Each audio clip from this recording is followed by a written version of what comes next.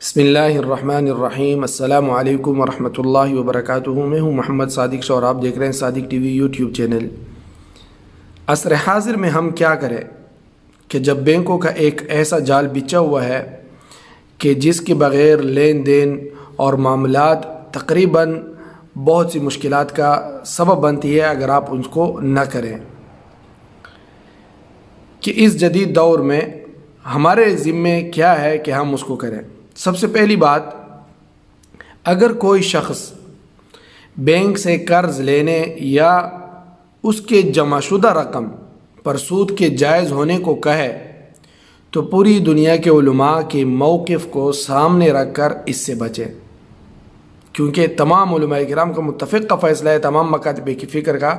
کہ بینک سے جو زائد رقم پر جمع شدہ رقم پر جو زائد پیسے لیے جاتے ہیں وہ بھی حرام ہے اور قرض لینا بھی حرام ہے۔ دوسری بات،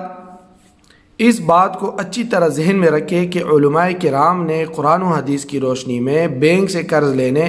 اور بینک میں جمع شدہ رقم پر انٹرسٹ یعنی جو فائدے کی رقم ہے اس کے حرام ہونے کا فیصلہ آپ سے ذاتی دشمنی نکالنے کے لیے نہیں بلکہ آپ کے حق میں کیا ہے،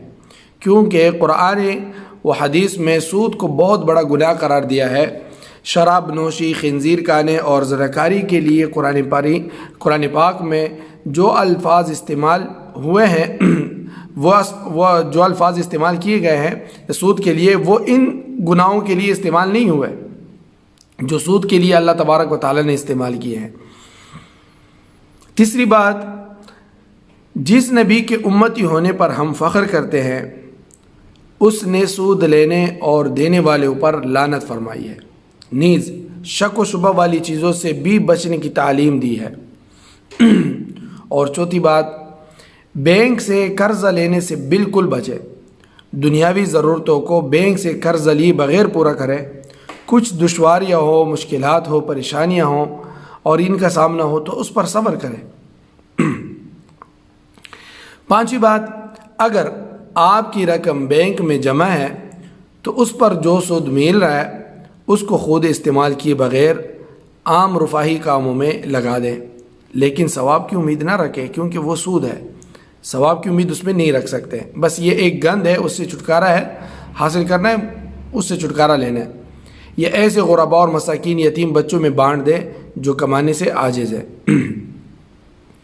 اگر کوئی شخص ایسے ملک میں ہے، چھٹی بات ہے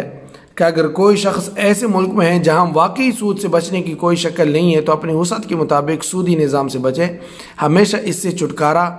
کی فکر رکھیں اور اللہ تعالیٰ سے معافی مانگیں۔ ساتویں بات، سود کے مال سے نہ بچنے والوں سے درخواست ہے کہ سود کھانا بہت بڑا گناہ ہے، اس لیے کم از کم سود کی رقم کو اپنے ذاتی مصارف میں استعمال نہ کریں بلکہ اس سے حکومت کی جانب سے عائد کردہ انکم ٹیکس ادا کرے، کیونکہ بعض مفتیان کرام نے سود کی رقم سے انکم ٹیکس ادا کرنے کی اجازت دی ہے۔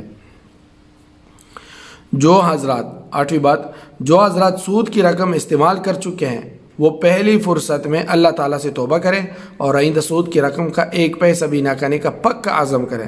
اور سود کی بقیہ رقم کو فلاحی کاموں میں لگا دیں۔ نویں بات،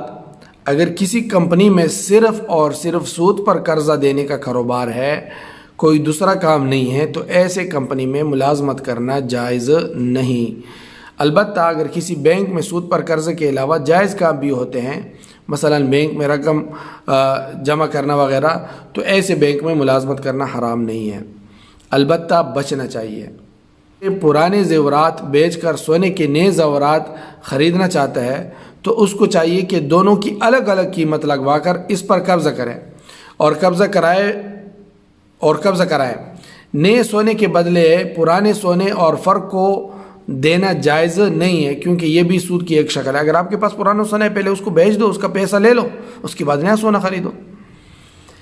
یہاں پہ ایک اہم نقطہ ہے کہ دنیا کی بڑی بڑی اقتصادی شخصیات کے مطابق موجودہ سودی نظام سے صرف اور صرف سرمایہ کاروں کو ہی فائدہ پہنچتا ہے، نیز اس میں بے شمار خرابیاں ہیں جس کی وجہ سے پوری دنیا اب اسلامی نظام کی طرف مائل ہو رہی ہے۔ یہاں پہ ایک نوٹ کرنے والی بات ہے، کہ بعض مادہ پرست لوگ سود کی جواز کے لیے دلیل دیتے ہیں کہ قرآن میں موجود سود کی حرمت کا تعلق ذاتی ضرورت کے لیے قرض لینے سے ہے، یعنی جب آپ ذاتی ضرورت کے لیے کوئی قرضہ لیتے ہیں اور اس پر سود ہے تو وہ حرام ہے، لیکن تجارت کی غرض سے سود پر قرض لیا جا سکتا ہے، اس طرح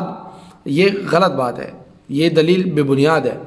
اسی طرح بعض مادہ پرست لوگ کہتے ہیں کہ قرآن میں جو سود کی حرمت ہے اس سے مراد سود پر سود ہے، یعنی کمپاؤنڈ سود، لیکن سنگل سود پر بھی قرآن کے اس حکم میں جو ہے اطلاق ہے، چاہے وہ سود پر سود ہو یا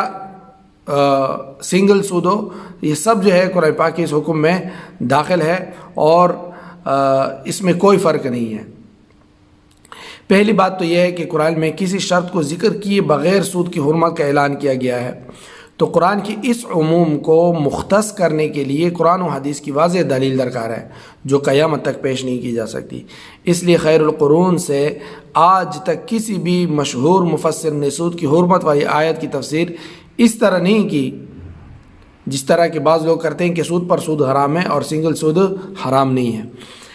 نیز قرآن میں سود کی حرمت کے اعلان کے وقت ذاتی اور تجارتی دونوں غرض سے سود لیا جاتا تھا، اسی طرح ایک مرتبہ کا سود یا سود پر سود دونوں رائج تھے۔ 1400 سال سے مفسرین و محدثین و علماء کرام نے دلائل کے ساتھ اس بات کو تحریر فرمایا ہے۔ یہ معاملہ ایسا ہی ہے جیسے کوئی کہے کہ قرآن کریم میں شراب پینے کی حرمت اس لیے ہے کہ اس زمانے میں شراب گندی جگہوں میں بنائی جاتی تھی، آج صفائی ستھرائی کے ساتھ شراب بنائی جا رہی ہے، حسین بوتلوں میں اور خوبصورت ہوٹلوں میں جو ہے ملتی ہے، تو لہٰذا جو پہلے زمانے کی جو شراب تھی وہ اس وجہ سے حرام تھی کہ وہ گندی چیزوں اور گندی جگہوں پہ بنائی جاتی تھی، لہٰذا وہ اس وجہ سے، اور آج کی جو ہے وہ خوبصورت شیشے اور خوبصورت ہوٹلوں میں بنائی جاتی ہے، یہ حرام نہیں ہے۔ ایسی دنیا پرست لوگوں کو اللہ تعالیٰ ہدایت عطا فرمائے۔ وآخر دعوانا الحمدللہ رب العالمین۔ دوستو صادق ٹی وی کو سبسکرائب کرنا مت بھولیے، ویڈیو کو لائک کریں، شیئر کریں اور کمنٹ سیکشن میں اپنے رائے کا اظہار ضرور کریں۔